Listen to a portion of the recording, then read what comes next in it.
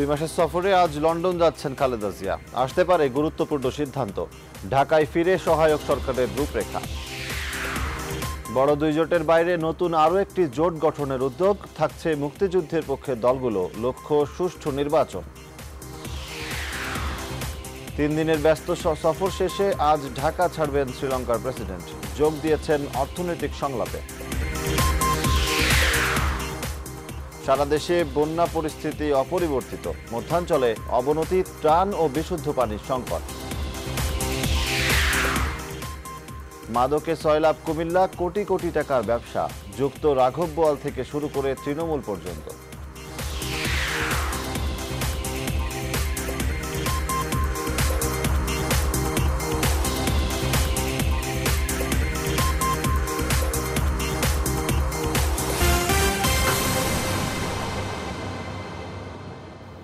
স্বাগত নিউজ 24 সংবাদে। আপনাদের সাথে আছি আমি সজল দাস। প্রায় 2 মাসের জন্য আজ লন্ডন সফরে যাচ্ছেন বিএনপি চেয়ারপারসন খালেদা জিয়া।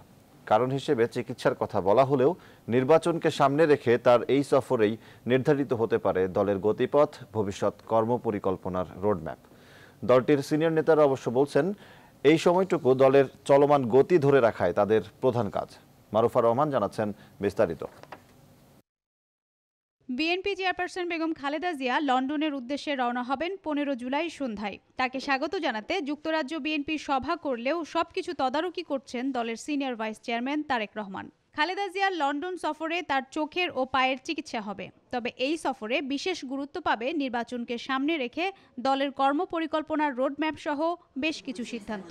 বিএনপির স্থায়ী কমিটির সদস্য ব্যারিস্টার মওদুদ আহমেদ বলেছেন, রাজনৈতিক বিষয় থাকাটা খুবই স্বাভাবিক। উনি একজন রাজনীতিবিদ, একটা বিশাল রাজনীতি দলের উনি নেত্রী, সভানেত্রী। উনি যেখানেই যাবেন সেখানেই তো রাজনীতি নিয়েই যাচ্ছেন। সুতরাং এখন আমরা যেটা করব সেটা হলো যে উনি ফিরে আসার পর আমরা যে বলেছিলাম যে আমরা নির্বাচনের একটা রূপরেখা দেব, সেটা নিয়ে চূড়ান্ত একটা সিদ্ধান্ত হবে। তারপরে জাতির উদ্দেশ্যে তিনি তার রূপরেখা উপস্থাপন করবেন। দলীয় সূত্র বলছে, লন্ডন সফরে তারেক রহমানের সঙ্গে নির্বাচনকালীন সহায়ক সরকার নিয়ে বিস্তারিত আলোচনা করবেন বিএনপি চেয়ারপারসন। আর দেশে ফিরেই জাতির সামনে সহায়ক সরকারের ফর্মুলা দেবেন, জানাবেন নির্বাচন নিয়ে বিএনপির ভাবনার কথা। স্থায়ী কমিটির এই সদস্য স্বীকার করলেন, লন্ডন আর নির্বাচন কেন্দ্রিক আলোচনা বিএনপির এখন অন্যতম এজেন্ডা। ভবিষ্যতের যে আমাদের নেতৃত্বে দিবেন সেটা অলমোস্ট সেটেল, সবাই জানি। তার প্রতি আমাদের একটা আগ্রহ আছে, তার কথা আমরা শুনতে পারি না, জানতে পারি না, তার মতামতও আমরা সরাসরি পাই না। সেক্ষেত্রে স্বাভাবিক কারণে একবার মা হিসাবে, আরেকটা হলো উনি নেত্রী হিসাবে, সেখানে তো কিছু কথা আদান প্রদান, কোনো বিষয়ে কিছু অজ্ঞাত বিষয় আছে, কিছু জ্ঞাত বিষয় আছে, সেগুলো নিয়ে আলোচনা হবে, এটাই তো স্বাভাবিক। এবং সেখানে একটু শেয়ার হলে পার্টির চেয়ারপারসন নিজেও একটু রিল্যাক্স ভোগ করতে পারবেন। তো সব কিছু মিলেই গুরুত্বপূর্ণ। বিএনপির সিনিয়র নেতারা বলছেন, আগামী জাতীয় নির্বাচনের আগে এটাই হতে পারে খালেদা জিয়ার শেষ লন্ডন সফর। মারুফা রহমান, নিউজ 24, ঢাকা। দেশের দুটি বড় রাজনৈতিক জোটের বাইরে মুক্তিযুদ্ধের পক্ষের দলগুলোকে নিয়ে আলাদা নির্বাচনী জোট গঠনের পরিকল্পনা করছে জোটের বাইরে থাকা অন্য দলগুলো। বৃহস্পতিবার জাতীয় সমাজতান্ত্রিক দলের সভাপতি আসম আব্দুর রব এই তথ্য জানান। শুক্রবার রাতে উত্তরার বাসায় বিভিন্ন দলের নেতাদের উপস্থিতিতে পুলিশের অভিযানেরও নিন্দা জানান তিনি। তৌহিদ শান্তকে সঙ্গে নিয়ে বিস্তারিত জানাচ্ছেন আফরিন আনোয়ার।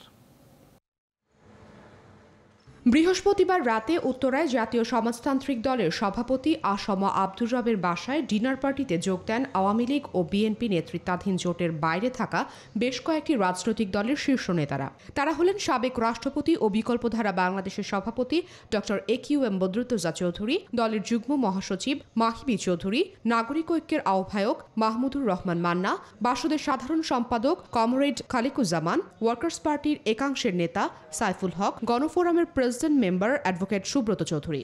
এ সময় আসম আব্দুর রবের বাসায় অভিযান চালায় পুলিশ। ঘটনার তীব্র নিন্দা জানান তিনি। দেশ স্বাধীন করছি, বাসার ভিতরে আমি চার দাওয়াত দিতে পারবো না, এটার পারমিশন নিতে হবে সরকারের কাছে, পুলিশের কাছে। এটা তো আমি আশা করি না। রাজনীতি, এই সরকার তো রাজনীতি করতে দেবে না। রাজনীতি করতে দিতে চাচ্ছে না, গায়ের জোরে, ক্ষমতার বলে, অস্ত্র জোরে ক্ষমতা থাকতে চাচ্ছে। আমার কথা হলো মিটিং যদি হয় তো মিটিং তো করতে দিতে হবে, সাংবিধানিকভাবে গণতান্ত্রিক পদ্ধতিতে একটা দেশে বিরোধী রাজনৈতিক দল তো মিটিং করবে। নিউজ 24 এর সঙ্গে আলাপকালে আসম আব্দুর রব ও সুব্রত চৌধুরী জানান, নির্বাচন সামনে রেখে জোট গঠনের পরিকল্পনা তাদের আছে।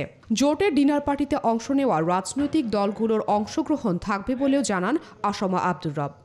না, আমরা তো দীর্ঘদিন থেকে একটা তৃতীয় রাজনৈতিক শক্তির আমরা বহিঃপ্রকাশ, দুই জোটের বাইরে বাকি দেশপ্রেমিক গণতান্ত্রিক শক্তি, প্রগতিশীল, অসাম্প্রদায়িক, মানে স্বাধীনতার পক্ষে যারা, তাদেরকে নিয়ে আমরা একটা জোট করার চেষ্টা করতেছি। ধারাবাহিকভাবে এই দুই জোটেই তো পর্যায়ক্রমে ক্ষমতায় ছিল, সুতরাং মানুষ তাদের উপর ত্যক্ত বিরক্ত।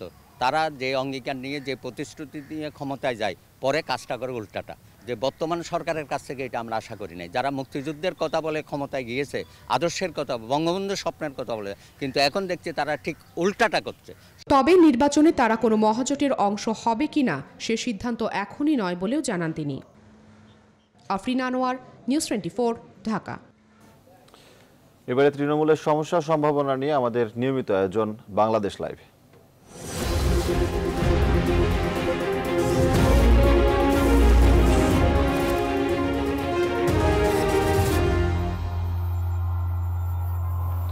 চট্টগ্রামে সহপাঠীর হাতে এক বিদেশি শিক্ষার্থী নিহত হয়েছে। ইউএসটিসি বিশ্ববিদ্যালয়ের ওই শিক্ষার্থী ভারতীয় নাগরিক। এ বিষয়ে বিস্তারিত জানাতে বাংলাদেশ লাইভে চট্টগ্রাম মেডিকেল কলেজ হাসপাতাল থেকে যোগ দিচ্ছেন সহকর্মী নয়ন বড়ুয়া জয়। জয়, কিভাবে ঘটনাটি ঘটলো আর পুলিশ কি এখনো গ্রেফতার করতে পেরেছে কাউকে?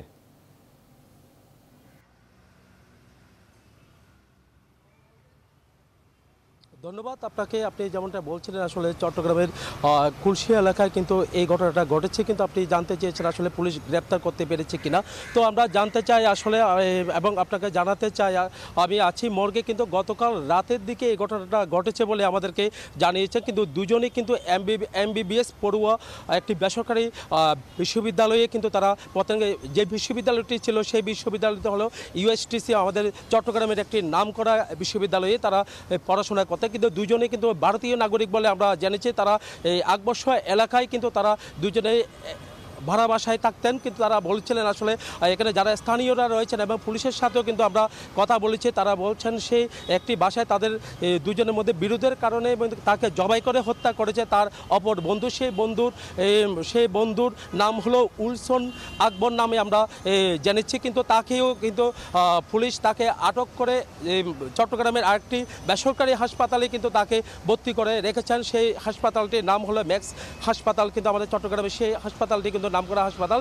সেখানে চিকিৎসাধীন অবস্থায়ও কিন্তু তাকে রাখা হয়েছে বলে আমাদেরকে জানিয়েছেন। কিন্তু আমরা পুলিশের সাথে বারবার কথা বলতে চেয়েছি, কিন্তু পুলিশের প্রথমে আমাদের সাথে কথা বলতে নারাজ হলেই কিন্তু কিছুক্ষণ আগে কিন্তু আকবর্ষা থানার ওসির সাথে কিন্তু আমরা কথা বলেছি। তিনি বলছেন কেন এই হত্যা, সেই হত্যা নিয়ে তারা বিস্তারিত তদন্ত শুরু করেছেন বলে আমাদেরকে জানিয়েছেন। কিন্তু ম্যাক্স হাসপাতালে যায় যে হত্যা করেছে উইলসন আকবর, সে আকবরকে সুস্থ হওয়ার পরে তাকে আটক করবে বলে তারা আমাদেরকে জানিয়েছেন। কিন্তু তাদের পরিবার, যাকে হত্যা করা হয় আসিফ শেঠ, তার পরিবারের সাথে যোগাযোগ করার জন্য তারা চেষ্টা চালিয়ে যাচ্ছেন বলে আমাদেরকে জানিয়েছে। কিন্তু আমরা দেখাতে যাচ্ছি, আপনি যে মর্গ দেখছেন সেই মর্গে কিন্তু তার লাশ পড়া আছে। সে লাশের মধ্যে তাকে জবাই করে হত্যা করেছে সেই দৃশ্য কিন্তু আমরা দেখেছি। কিন্তু পুলিশও বলছেন আসলে তাকে বাসার মধ্যে, যে বাসায় থাকতেন তারা দুই বন্ধু, সেই বাসার মধ্যে তাকে হত্যা করেছে বলে জানিয়েছেন। কিন্তু পুলিশ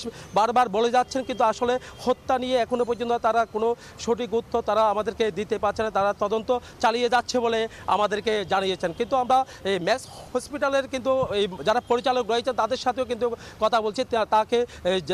তাকে হত্যা করেছে তা উইলসন আকবর, তাকে ওই হাসপাতালে রাখা হলেও কিন্তু আইসিইউতে রাখা হয়েছে, তারও আশঙ্কাজনক বলে আমাদেরকে জানে। তার মধ্যেও কিন্তু দেখা গেছে হাতে এবং বিভিন্ন জায়গায় কিন্তু ক্ষত আমরা দেখেছি বলে ডাক্তাররা আমাদেরকে জানিয়েছেন। তো এই ছিল আমার এখানকার সর্বশেষ তথ্য।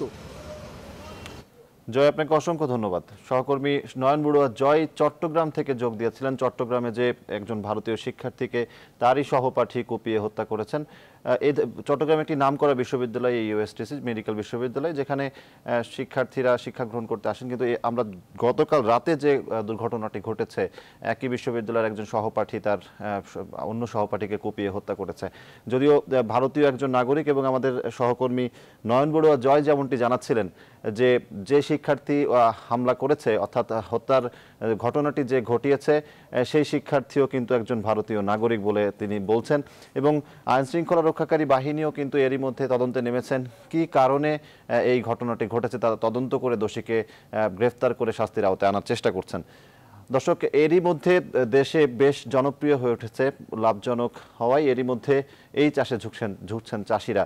এই সফল এই কৃষকদের খবর জানাতে আমাদের সাথে সহকর্মী ময়মনসিংহের তপুনিয়া থেকে যুক্ত হচ্ছেন সহকর্মী প্লাবন রহমান। প্লাবন, টার্কি চাষ সম্পর্কে কৃষকরা কি বলছেন?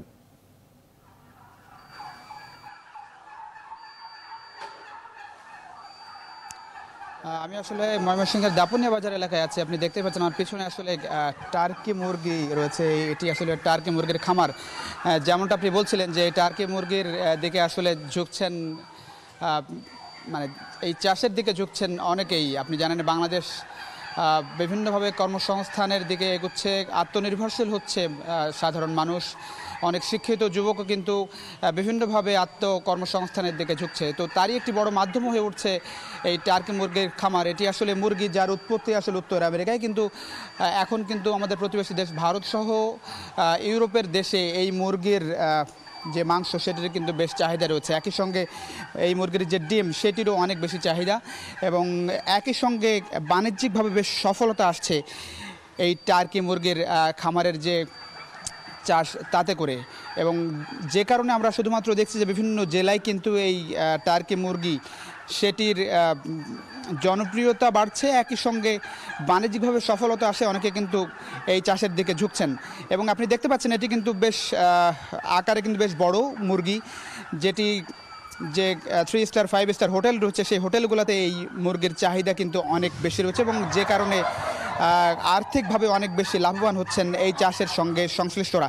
এই যে দাপুনিয়া বাজারের যে টার্কি মুরগির খামার ছবি আপনারা দেখতে পাচ্ছেন, তার যিনি কর্ণধার তার সঙ্গে আমি একটু কথা বলবো। ইব্রাহিম খলিল, আপনার সঙ্গে একটু কথা বলতে চাই। আপনি যদি একটু বিস্তারিতভাবে বলেন এই টার্কি মুরগির যে খামার আপনি করেছেন এটির শুরু আসলে কিভাবে, আর এখনকার বাস্তবতা কেমন? ধন্যবাদ। আমি নিউজ 24-কে জানাচ্ছি যে আসলে বাংলাদেশে যেসব তরুণ উদ্যোক্তা রয়েছে মাঠ পর্যায় থেকে এইভাবে তুলে ধরার জন্য, আসলে এই পাখিটা ইউএসএ থেকে বা ইউরোপ থেকে এসেছে এবং আমাদের দেশে এটি অনেক দ্রুত বর্ধনশীল, এবং সবচেয়ে বড় কথা হচ্ছে যে আমাদের পরিবেশের সাথে এটি খাপ খেয়ে গেছে এবং আমাদের দেশে এটা হচ্ছে, আমরা করতেছি। আমরা চাচ্ছি যে এটার মাংস আপনার অন্য পশু পাখি থেকে এটা খরচ খুবই কম, 75% ঘাস খেয়ে থাকে। আপনার এটার মাংস একটা 6 মাসে 8 থেকে 10 কেজি হয়ে থাকে এবং 1 বছরে আপনার 18 কেজি পর্যন্ত হয়ে থাকে। তবে ইউরোপে 30 কেজি 27 কেজি এরকমও ওয়েটের রয়েছে। তো আমরা দেশে বিপ্লব ঘটাতে চাচ্ছি এটা আর কি দিয়ে, এবং ব্রয়লারের মাংস প্লাস হচ্ছে যেসব মাংস ইন্ডাস্ট্রিয়াল ফিড দিয়ে তৈরি হচ্ছে, আমরা চাচ্ছি এখানে ন্যাচারাল ফিড আসুক, ন্যাচারাল খাবার আসুক, ন্যাচারাল মাংস আসুক, যাতে ভালো মাংস পাই আমরা। এবং একটু জানতে চাই যে এই যে এখানকার যে মাংস এই মুরগির, হ্যাঁ, সেটি আসলে আপনারা কিভাবে বাণিজ্যিকভাবে, মানে আমি যাচ্ছি যে এই মাংসগুলো আসলে আমাদের দেশের যে মানুষ তাদের চাহিদা কেমন, কোথায় যায় আসলে? হ্যাঁ, ধন্যবাদ আপনাকে আবারও। এটার মাংস আমরা যখন শুরু করি তখন আসলে আমরাও একটা ইতস্তত বোধ করছি কোথায় বিক্রি করব, কিন্তু আলহামদুলিল্লাহ আজকে 1.5 বছর আমাদের এই ফার্মের বয়স। 1.5 বছরে আমরা এখান থেকে অলরেডি 9 লক্ষ টাকা প্লাস আমরা অ্যাচিভ করেছি এখান থেকে, এবং আমরা 2017 মাঝখান থেকে 18 পর্যন্ত একটা টার্গেট নিয়েছি যে আমাদের 130টা টার্কি পাখি এবং আপনার 200 টার্কি পাখি প্যারেন্ট থেকে আমরা আলহামদুলিল্লাহ 2,70,00,000 টাকা আর্ন করতে পারবো, এরকম একটা টার্গেট নিয়ে এখন আমরা কাজ করতেছি। তো এটার মাংসটা খুবই সুস্বাদু, আর সবচেয়ে বড় কথা হচ্ছে এটাতে ফ্যাট নেই। একদমই ফ্যাট নেই, ফ্যাটের আশঙ্কাটা খুবই কম। তো এর জন্য ডায়াবেটিস বা অন্য মানুষ যারা রয়েছে তারাও এটা খেতে পারবে, স্বাচ্ছন্দ্য বোধ করবে। আগ্রহ কেমন দেখছেন? আপনার কাছে কেউ আসে? আলহামদুলিল্লাহ সারা বাংলাদেশ থেকে হিউজ পরিমাণ রেসপন্স, হিউজ পরিমাণ, এটা কল্পনা অতীত। আমার বড় ভাই আমরা যখন প্রথম শুরু করেছি তখন আমাকে বলতো যে তুই মাস্টার্স কমপ্লিট করে এইসব পাখি বা টার্কি মুরগি পালন করা শুরু করছিস। তো আমরা আসলে সত্যি কথা এখন আমার ভাইও হেল্প করে, আমার প্রত্যেকটি ভাই এখন সাপোর্ট, প্লাস এলাকার মানুষ, আমার এই এলাকাতে দৈনিক মিনিমাম 30-40 জন মানুষ সারা বাংলাদেশ থেকে আসছে। এবং আমরা এটা ট্রেনিংয়ের মাধ্যমে মানুষ যাতে এটা নিয়ে সঠিকভাবে পালন করতে পারে, এটা সহযোগিতা আমরা বাংলাদেশ এগ্রিকালচার ইউনিভার্সিটি, তারপর প্রাণী সম্পদ অধিদপ্তর, এদেশ আমরা সহযোগিতা নিচ্ছি এবং আমরা এখান থেকে ট্রেন আপ করে সারা বাংলাদেশে খামারি গড়ে তোলার লক্ষ্যে লোকজন সেট আপ করে দিচ্ছি। শেষ প্রশ্ন, টার্কি পাখি দিয়ে আপনি শুরু করেছিলেন, যদিও আমি টার্কি মুরগি, এটি টার্কি মুরগি নামে পরিচিত, কতটা দিয়ে শুরু করেছিলেন, এখন কতটা আছে আপনার খামারে? আলহামদুলিল্লাহ আমরা প্রথম 4টা বাচ্চা মার হাত দিয়ে লালন পালন শুরু হয়, এখন আলহামদুলিল্লাহ আমাদের 500 পাখি। তো সজল, শুনছিলেন ধারণা কিন্তু বদলেছে। বাংলাদেশে শিক্ষিত হলেই যে আসলে চাকরির পেছনে ছুটতে হবে সেই ধারণা থেকে অনেকাংশেই সরে এসেছে বাংলাদেশ, এবং অনেক শিক্ষিত যুবক কিন্তু বিভিন্নভাবে আত্মকর্মসংস্থানের দিকে ঝুঁকছে। যেমনটা বলছিলাম শুরুতে, যে তার অন্যতম মাধ্যম এখন হয়ে উঠছে এই টার্কি মুরগির চাষ। এবং শুধুমাত্র এই ময়মনসিংহ নয়, আমরা যেমনটা শুনেছি নরসিংদী সহ চট্টগ্রাম সহ বিভিন্ন জেলায় কিন্তু এই টার্কি মুরগির খামার গড়ে উঠছে, এবং তরুণরা অনেক বেশি আগ্রহ দেখাচ্ছে এই চাষের দিকে, অনেক বেশি বাণিজ্যিকভাবে লাভবান হওয়ায়। সুতরাং যারা এখনও বেকার হয়ে ঘুরছেন, কোনো কর্মসংস্থানের দিকে যেতে পারছেন না, তারা কিন্তু এই সুযোগ কাজে লাগাতে পারেন। তো এই ছিল ময়মনসিংহের দাপুনিয়া বাজার থেকে আমার কাছে বাংলাদেশ লাইভ সবচেয়ে খোঁজ খবর। প্লাবন, আপনাকে অসংখ্য ধন্যবাদ। দর্শক, প্লাবন রহমান আমাদেরকে একজন সফল ব্যবসায়ীর খবর জানাচ্ছিলেন, একটা সফল ব্যবসার কথাও জানালেন। এর আগে নয়ন বড়ুয়া জয় আমাদেরকে জানিয়েছেন একটি দুর্ঘটনার খবর। এবার আমরা বরিশালে যাব। বরিশালে গ্রিন সিটি গড়ার লক্ষ্যে বরিশালে একটি সড়ক জুড়ে ফুলের গাছ লাগানোর উদ্যোগ নেওয়া হয়েছে। আজের আনুষ্ঠানিক উদ্বোধন করা হবে। বাংলাদেশ লাইভে এ বিষয়ে বিস্তারিত জানাতে বরিশাল থেকে যুক্ত হচ্ছেন সহকর্মী রাহাত খান। রাহাত, কেন এই ধরনের উদ্যোগ নেওয়া হলো, কি তথ্য রয়েছে আপনার কাছে এ বিষয়ে? আপনাদের সবাইকে ধন্যবাদ সজল। আপনাকে, আপনি জেনে থাকবেন যে আমরা নিউজ 24 গত মে মাসের প্রথম সপ্তাহে আমরা বরিশালের যে বিক্ষিপ্তভাবে যে বিভিন্ন ধরনের সৌন্দর্য বর্ধনকারী ফুল ফুটে থাকে, অর্থাৎ মার্চ থেকে জুলাই মাস পর্যন্ত সোনালু, জারুল এবং কৃষ্ণচূড়া, রাধাচূড়া যে ফুলগুলো ফুটে থাকে, আমরা সে ধরনের একটি সৌন্দর্য যে বিষয়টি আমরা আসলে মে মাসের প্রথম সপ্তাহে দেখিয়েছিলাম নিউজ 24-এর লাইভে। তো সেখান থেকে মূলত জেলা প্রশাসন এবং বিশেষ করে জেলা প্রশাসক একটু অনুপ্রাণিত হয়েছিলেন। আমাদের সেই অনুষ্ঠানে জেলা প্রশাসক অতিথি ছিলেন। তখন তিনি বলেছিলেন যে এ ধরনের আসলে পরিকল্পিত উদ্যোগ নেবেন, যে ধরনের সৌন্দর্য বর্ধনকারী ফুলগুলো, গাছগুলো লাগানোর একটা উদ্যোগ তিনি নেবেন, এবং সে থেকেই কিন্তু অনুপ্রেরণা নিয়ে কিন্তু আজকে বরিশাল ভোলা যে সড়কটি, আসলে সেই সড়কের বরিশাল বিশ্ববিদ্যালয় মোড় থেকে চরকাওয়া 0 পয়েন্ট পর্যন্ত, অর্থাৎ 4.8 কিলোমিটার সড়কের দুই পাশে সোনালু, জারুল এবং কৃষ্ণচূড়া গাছ রোপণের কর্মসূচি নেওয়া হয়েছে, এবং এর মাধ্যমে দেশের প্রথম ফুল সরণি নির্মাণের উদ্যোগ নেওয়া হয়েছে বরিশালে। আসলে এই কর্মসূচিতে কিন্তু বরিশাল বিশ্ববিদ্যালয়, বিএম কলেজ, সরকারি বরিশাল কলেজ, সরকারি সৈয়দ হাতেম আলী কলেজ সহ 2টি ইউনিয়ন পরিষদ এবং বিভিন্ন শ্রেণী পেশার মানুষ অংশগ্রহণ করেছে, বিভিন্ন সরকারি বেসরকারি দপ্তর অংশগ্রহণ করেছে। আমরা কয়েকজন অংশগ্রহণকারীর সাথে কথা বলবো। আপা, কি কাজ এখানে এসেছেন এবং কেমন লাগছে যদি একটু বলেন? এখানে বৃক্ষরোপণ অভিযান পালন করতে আমরা আসছি, খুব ভালো লাগছে। এই বছর এটাই প্রথম অভিযান, তো আর এরকম প্রোগ্রাম আর বিগত দিনে হয়নি, এই জন্য খুব আমরা আনন্দিত। ধন্যবাদ। আপনি জানেন যে একটা ফুল সরণি বিনির্মাণ হবে, অর্থাৎ এই সড়কের দুই পাশে ফুল গাছ লাগিয়ে সৌন্দর্য বর্ধন করা হবে। আসলে দেশের প্রথম ফুল সরণি হচ্ছে বরিশালে, এবং এটি একটি দৃষ্টিনন্দন জায়গা হবে। কেমন লাগছে এটিতে অংশগ্রহণ করতে? খুবই ভালো লাগছে, খুব আনন্দ লাগছে। বুঝিয়ে বলেন একটু। এখানে আমার মনে হয় যে দুই পাশে যদি ফুল থাকে তো দেখতে অনেক সুন্দর লাগবে, পরিবেশটা অনেক সুন্দর লাগবে, এবং এই প্রোগ্রামে অংশগ্রহণ করতে পেরে আমার খুব ভালো লাগছে। ধন্যবাদ আপনাকে। এখানে আরো একজন অংশগ্রহণকারীকে দেখছি, একটু দয়া করে বলবেন যে এ ধরনের ফুল সরণি বাংলাদেশের আর কোথাও আছে আপনার জানা? না, এটাই বরিশালে বাংলাদেশের প্রথম। এটাই কিরকম এই যে অংশগ্রহণ করতে পেরে আপনার আসলে ফিলিংস কেমন? মানে অসাধারণ অনুভূতি। একে তো গাছ লাগানোর একটা অন্যরকম আনন্দ থাকেই সবার মধ্যে, আর তাছাড়া আজকের পরিবেশটা আপনারা সবাই দেখতেই পাচ্ছেন কিরকম, হ্যাঁ, উৎসব মুখর পরিবেশ। ধন্যবাদ আপনাকে। আমরা আরেকজন অংশগ্রহণকারীর সাথে কথা বলি। আপনি তো এই কাজে অংশগ্রহণের জন্য আসছেন, আসলে সর্বোপরি এখানকার পরিবেশটা কেমন লাগে? এখানে সর্বসাধারণের অংশগ্রহণের মধ্যে দিয়ে এখানে ফুলসরণী করছে।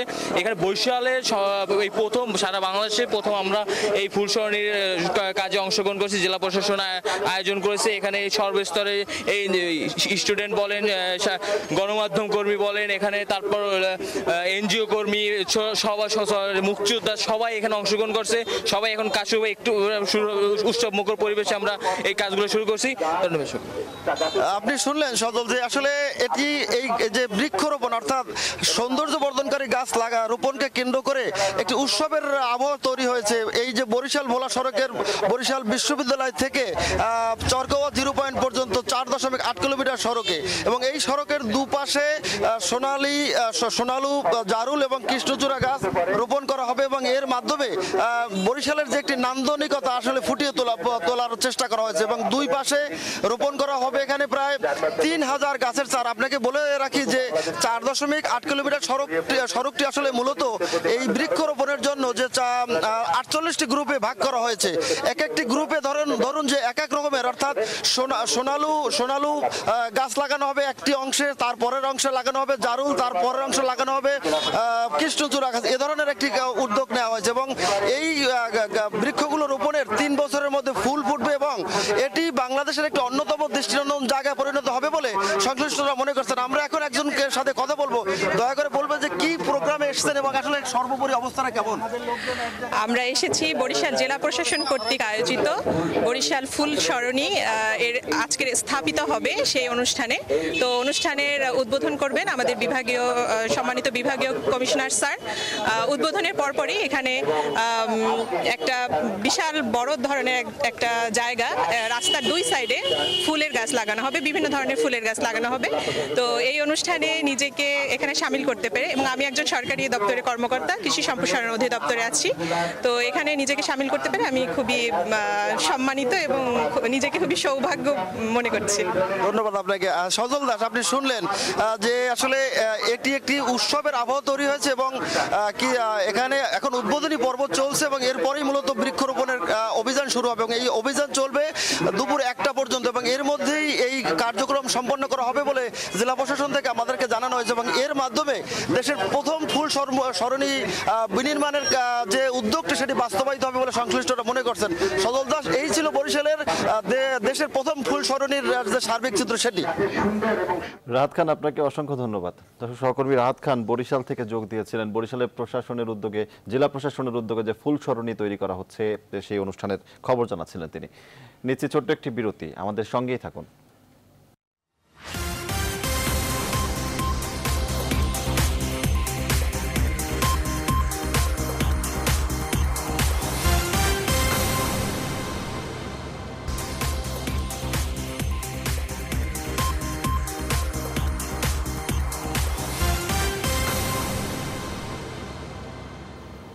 আবার স্বাগত, দেখছেন নিউজ 24 সংবাদ।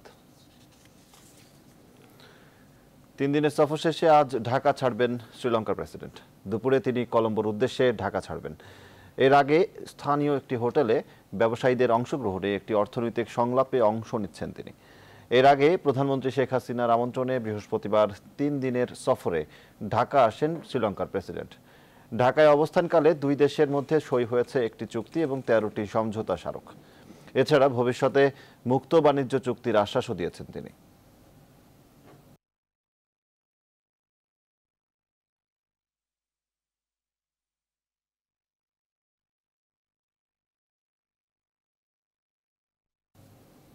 জামালপুরের বন্যা দুর্গত শতকরা 70% মানুষের ঘরবাড়ি নষ্ট হয়েছে। রাস্তায় কিংবা বাঁধের ওপরই চলছে অনেকের প্রতিদিনের জীবনযাপন। ঘরে খাবার নেই পর্যাপ্ত ত্রাণ, আছে শুধু অনাহার আর পানির সঙ্গে যুদ্ধ। স্থানীয় জনপ্রতিনিধিরাও সত্যতা স্বীকার করে দাবি তুলছেন ত্রাণের পরিমাণ ও পরিধি বাড়ানোর। শেখ জালালের ক্যামেরায় বিস্তারিত আশিকুর রহমান শ্রাবণের প্রতিবেদনে, সঙ্গে ছিলেন তানভীর আজাদ মামুন। প্রতিদিনই বাড়ছে যমুনার পানি। কারো তোয়াক্কা না করেই সেগুলো ডোবাচ্ছে নতুন নতুন গ্রাম, তলিয়ে যাচ্ছে স্বপ্ন আর সুখের ছোট্ট সংসারগুলো।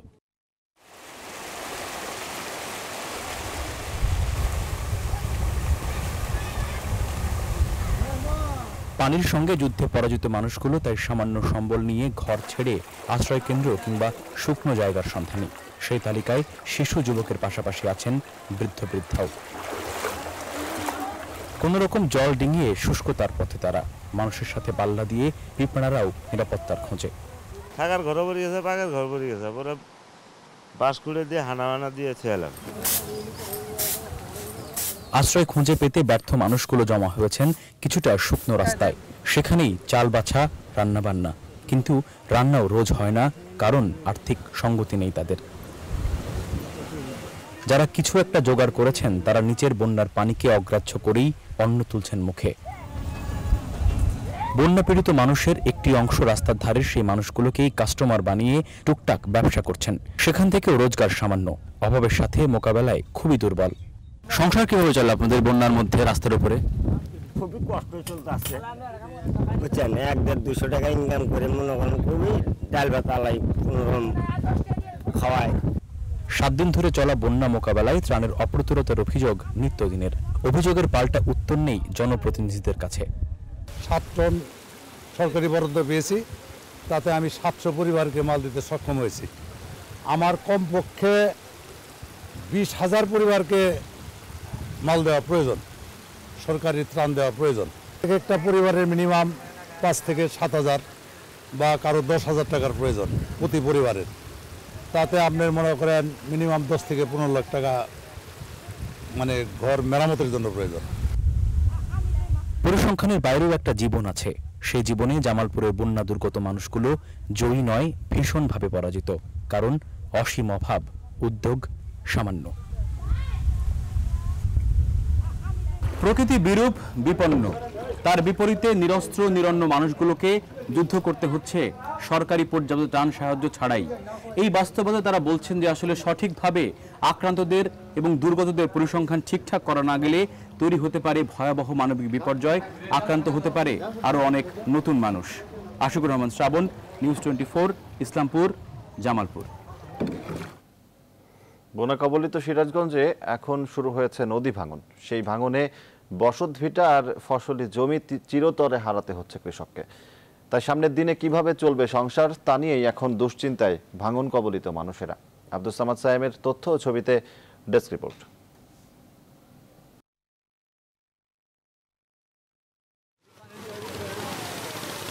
ভাঙছে নদী, একের পর এক তীব্র ঢেউয়ে সেই ভাঙন এগিয়ে আসছে বসত ভিটার দিকে। নদীর দিকে তাই অসহায় তাকিয়ে থাকা ছাড়া কিছুই করার নেই অভাগা এসব মানুষের। আমাদের সহায় সম্পত্তি যা ছিল সবকিছু নদীতে বিলীন হয়ে যাচ্ছে। আছে একটু ভিটেটাও ভাঙার মধ্যে চলে গেছে। সামান্য ক্ষেত খোলাগুলো ভেঙে গেছে নদী এলাকায়। সরকারে আমার কিছুই করতেছে না। সামান্য একটু বাড়ি আসছিল, বাড়িও নদীতে ভাঙতেছে। এই জায়গা ভাঙে চুরে ফুরু যেতেছে, তাহলে এখন কোনে যামু কোনে থাকমু। আসবাবপত্র বাঁচাতে অনেকেই ঘরবাড়ি খুলে নিয়ে যাচ্ছেন অন্যত্র। বলছেন ত্রাণ কিংবা সহায়তা চাই না তাদের। আবেদন করেছেন শুধু ভাঙন রোধে ব্যবস্থা নেওয়ার জন্য। সরকারের কাছে টাকাও চাই না, পয়সাও চাই না, রিলিফও চাই না, সাহায্যও চাই না, কন্ট্রোলও চাই না। আমরা এই নদীটা জানি আমাদের পার বেঁধে দেয়, আমরা জানি এই গ্রামটা জানি থাকতে পারে। সরকারের কাছে একটা আবেদন যে আমাদের সাহায্য রিলিফ আমরা কিছু চাই না, আমার গ্রামটা জানি সরকার একটু বাঁচায়। স্থানীয় জনপ্রতিনিধিদের অভিযোগ, পানি উন্নয়ন বোর্ডকে এ ব্যাপারে অবহিত করা হলেও কাজের কাজ কিছুই হয়নি। আমরা বারবার অনুরোধ করে সত্ত্বেও তারা কোনো আজ পর্যন্ত খবর নেয়নি আমাদের। পানি উন্নয়ন বোর্ড এটা আসলে এরা কোনো কাজেরই নেই, এরা কোনো কাজই করতে চায় না। আর পানি উন্নয়ন বোর্ডের কর্মকর্তারা বলছেন ফান্ড না থাকায় কার্যকর ব্যবস্থা নেওয়া যায় না। পানি উন্নয়ন বোর্ডের পক্ষে ওই ব্যাংক লাইনের যে ভাঙন প্রবাহ বন্ধ করা অথবা সেই ক্ষেত্রে প্রকল্প ছাড়া ওখানে আসলে বড় রকমের প্রকল্প ছাড়া ওই ভাঙন রোধ করা সম্ভব না। সিরাজগঞ্জের শাহজাদপুরের কৈজুরি ইউনিয়নে এরই মধ্যে শতাধিক ঘরবাড়ি নদীতে বিলীন হয়েছে। মাদকে সয়লাভ কুমিল্লা। কোটি কোটি টাকার ব্যবসা করছে কুমিল্লার মাদক ব্যবসায়ীরা। রাঘব বোয়াল থেকে তৃণমূল পর্যন্ত মাদকের ব্যবসায় লিপ্ত কুমিল্লার হাজার হাজার মানুষ। কেউ ইচ্ছায় কেউ অনিচ্ছায়। প্রশাসন বলছে তারা মাদক ব্যবসা বন্ধে চেষ্টা চালাচ্ছেন। তবে সাধারণ মানুষের অভিযোগ প্রশাসনও পায় লাভের ভাগ, তাই বড় ব্যবসায়ীরা ধরা পড়ে না, বন্ধ হয় না ব্যবসা। মোশাররফ হোসেন সেলিমের তোলা ছবিতে অন্তরা বিশ্বাসের রিপোর্ট। ছোট্ট টিনের ঘর, এখানেই থাকা, এখানেই শিরিনের মাদকের ব্যবসা। কুমিল্লার কাটাবিল এলাকার শিরিন শুরুতে চাইতেন না মাদক ব্যবসা করতে, কিন্তু মাদক বিক্রি না করলে নেশাগ্রস্ত স্বামী নির্যাতন করত। বাধ্য হয়ে শুরু করলেও এখন এটিই তার পেশা। নিজেও নেশা করেন। নেশাগ্রস্তদের অনেকেই তার ঘরে এসে মাদক খান। এখন সবচেয়ে জনপ্রিয় বাবা নামের মাদক। আমার এই মায়ের কদিন ফুফুর রায় একটু অত্যাচার করে, আমার ঘরে একটু বইতে দেয়, কিন্তু বাসায় বইতে দেয় না। কারণে শিরিনের মতো কুমিল্লায় এমনি আরও অজস্র ঝুপড়ি ঘরে, দোকানে মাদকের ব্যবসা করেন অনেকে। এলাকার ক্ষমতাবানরাই মাদক ব্যবসার মূল কারিগর বলে অভিযোগ ক্ষুদ্র মাদক ব্যবসায়ীদের, তাই চাইলেও ছাড়তে পারেন না ব্যবসা। অবশ্য ক্ষমতার বদল হলে ছাড়তে পারেন কেউ কেউ। দেলোর কমিশন ফোন যেটা আমার, তারপর পুলিশের কাছে যাই, তখন তো পুলিশে কাঁদছে, দেলোর মেম্বারের কথা শুনে, তারপর গেলে হিয়ান থেকে ফিরাই, তো বাধ্যই আবার ব্যবসা করি। আবার যদি ব্যবসা কম হয়েছে তো আবার পুলিশ দিয়ে দৌড়া হয়তো ফিরে। এরকম করে শুধু আমার বেলায় একা না, মানে 17 ওয়ার্ডে যত মহিলা আছে, যত পুরুষ আছে, তারা দিয়ে মাদক ব্যবসা আছে। পুলিশের নিয়ে মিটিং করতো, কদিন পর ব্যানার টাঙ্গাইতো সরকারে দিয়ে যে মাদক বদ্ধ। আবার উনির লগে আমরা লাইনে যাইলে আবার মাদক স্টার দিত। আমার 5-10-15 মামলা ছিল, উনিই দিছে। বর্ডার খুব কাছে, তাই সহজেই ভারত থেকে মাদক আনতে পারেন অনেকে। মাদক ব্যবসাও বেশ লাভজনক। এটি বাংলাদেশ ইন্ডিয়ার সীমান্ত এবং এটির ঠিক এই প্রান্তেই যেমন কয়েকটি ঘরবাড়ি রয়েছে, ঠিক অপর প্রান্তেও রয়েছে কয়েকটি ঘরবাড়ি, যে কারণে এখান থেকে মাদক ব্যবসা করাটা অনেক সুবিধাজনক হয়ে যায়। কারণ একজনের আত্মীয় দেখা যায় এক দেশের এক পাশে থাকে, আরেকজনের আত্মীয় ঠিক লাগোয়া বাড়িতেই থাকে।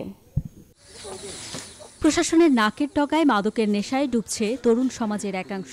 প্রশাসন জেনেও কিছু করছে না, এমন অভিযোগ কুমিল্লাবাসীর। বাস্তবিক অর্থে 2015 সালের চাইতে 2016 সালে এখানে মাদক উদ্ধার প্রায় দ্বিগুণ হয়েছে এবং 2016 সালে যে পরিমাণ মাদক উদ্ধার হয়েছে তা 2017 সাল এপ্রিলে তার চাইতে আরও বেশি মাদক উদ্ধার হয়েছে। প্রকৃতপক্ষে কী পরিমাণ মাদক প্রবেশ করে সেই তথ্য আমাদের কারো হাতে নেই, তবে আমাদের উদ্ধার কার্যক্রম তৎপরতা অতীত বছরগুলোর চাইতে এখন অনেক অনেক অনেক বেশি। ক্ষমতাবান মাদক ব্যবসায়ীরা প্রশাসনকে ঘুষ দিয়ে প্রভাবিত করে ব্যবসা করে, এমন অভিযোগ আছে। যারা বেছে আমার থেকে বেশি সরকার জানে, প্রশাসন জানে। আমার করলে আমি হেল্প করতে পারি, আমার যারা তারা হেল্প করার ক্ষমতা নাই।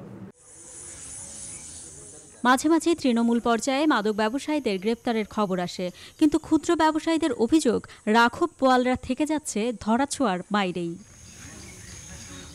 অন্তরা বিশ্বাস, নিউজ 24, কুমিল্লা। নিয়োগ প্রক্রিয়া চালু, আউটসোর্সিং বন্ধ ও 55 বছর বয়স পর্যন্ত চাকরির নিশ্চয়তা প্রদানের দাবিতে মানববন্ধন ও বিক্ষোভ কর্মসূচি পালন করেছে বাংলাদেশ পল্লী বিদ্যুৎ সমিতির মিটার রিডার ও মেসেঞ্জার ঐক্য পরিষদ। শুক্রবার বিকেলে রাজধানীর খিলক্ষেতে অবস্থিত বাংলাদেশ পল্লী বিদ্যুতায়ন বোর্ডের সামনে সারা দেশ থেকে আসা মিটার রিডাররা এই কর্মসূচি পালন করেন। এ সময় তারা বলেন, পল্লী বিদ্যুতায়ন বোর্ডের নিয়ম অনুযায়ী চুক্তি ভিত্তিতে নিয়োগ পাওয়া একই সমিতিতে 9 বছর এবং অভিজ্ঞতার ভিত্তিতে নিয়োগ বিজ্ঞপ্তির মাধ্যমে ইন্টারভিউ ছাড়াই অন্য সমিতিতে 55 বছর বয়স পর্যন্ত চাকরির সুযোগ রয়েছে। বর্তমানে এই নিয়োগ প্রক্রিয়া বন্ধ থাকায় বেকার হয়ে যাচ্ছে সারা দেশের 20টি পল্লী বিদ্যুৎ সমিতির 20,000 মিটার রিডার ও মেসেঞ্জার।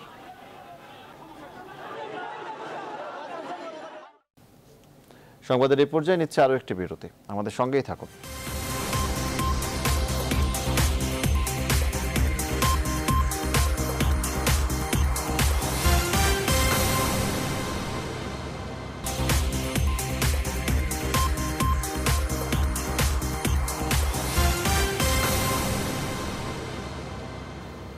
আবার স্বাগত, দেখছেন নিউজ 24 সংবাদ। এবারে ফার্স্ট সিকিউরিটি ইসলামী ব্যাংক অর্থ বাণিজ্যের সংবাদ।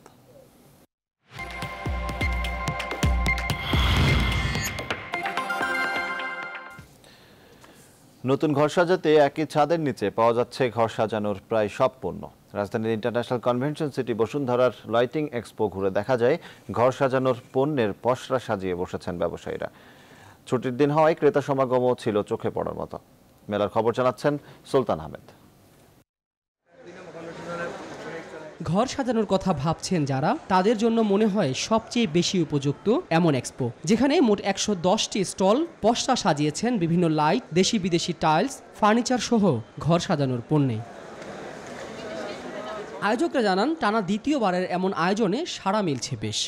গতবারের চেয়ে এবার আমাদের অংশগ্রহণকারী কোম্পানির সংখ্যা অনেক বেশি এবং আমরা রেসপন্সও খুব ভালো পাচ্ছি। মানুষজনের প্রচুর আগ্রহ, কারণ এই ধরনের ফেয়ার খুব একটা হয় না। মেলায় এসেছে নতুন নতুন প্রযুক্তিও। এছাড়া বিদ্যুৎ সাশ্রয়ী লাইটের বাজার সম্প্রসারণের কথা বলছেন ব্যবসায়ীরা।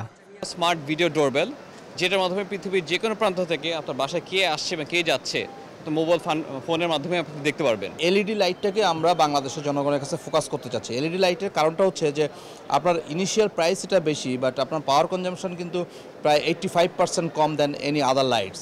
নানামুখী পণ্য ও ডিসকাউন্টে খুশি আগতরাও। এখানে আমরা যে সলিউশন দিচ্ছি, পাশের স্টলে দেখা যায় অন্য টাইপের সলিউশন দিচ্ছে, তো একবারে ওরা অনেক টাইপের সলিউশন একটা জায়গায় পাচ্ছে, আন্ডার ওয়ান রুফ। তো এটা খুবই ভালো একটা দিক। যারা অনেক ম্যাটেরিয়াল চাচ্ছেন তারা এখানে এসে ঘুরে গেলে একসঙ্গে অনেক কিছু দেখতে পাবেন। শনিবার শেষ দিনে মেলা আরও জমবে আসা আয়োজকদের। সুলতান আহমেদ, নিউজ 24, ঢাকা। এবারে নিউজ 24 আন্তর্জাতিক।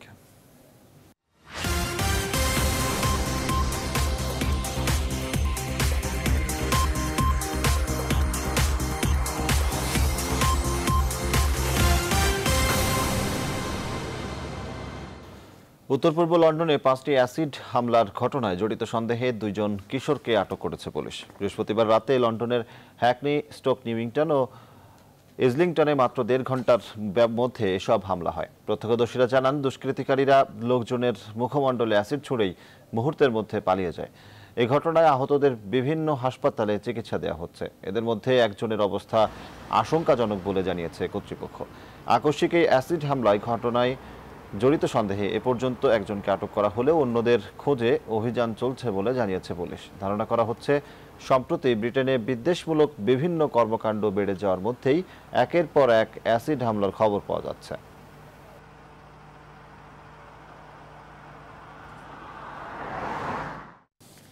নিউজ 24 সংবাদে এই ছিল এখনকার মতো। আমাদের পরবর্তী আয়োজন দেখার আমন্ত্রণ রইল। এতক্ষণ সাথে থাকায় ধন্যবাদ সবাইকে।